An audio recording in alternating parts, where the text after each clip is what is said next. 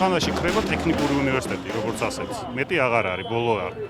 ერთადერთი იყო და ეს არის. ანუ ტექნიკური განათლება რეალურად ესე ცალკე აღებული უკვე აღარსად აღარ იქნება. თუ ტექნიკური განათლება არ იქნა, მაშინ ქვეყანას, რა ვიცი, ალბათ ძალიან დიდი პრობლემები ექნება, იმიტომ რომ 21 საუკუნე მარტო ტექნიკური განათლების არის და ტექნოლოგიური განათლება.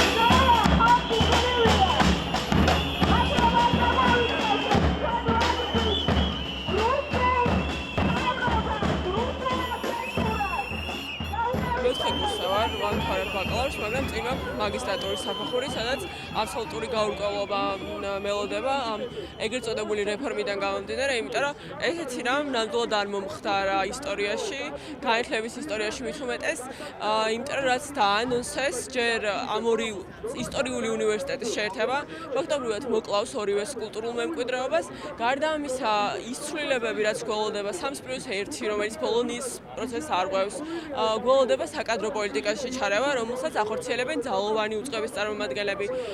ეს რეფორმა ზოგადადაც შემუშავდა სწორედ მათ მიერ, ამ არაკომპეტენტური ადამიანების მიერ, დახურულ კარს მიღვნა და არ ყოფილა ჩართული არც ერთი სტუდენტი, არც ერთი აკადემიური სფეროს წარმომადგენელი, შესაბამისად დადებითი მოლოდინები ამასთან დაკავშირებით არ გვაქვს. ძალიან ვარ შეშფოთებული, ძალიან ვარ აღელვებული, იმიტომ რომ მე არაფერი არ ვიცოდი წინასწარ, მე გავიგე ტელევიზიის მეშვეობით.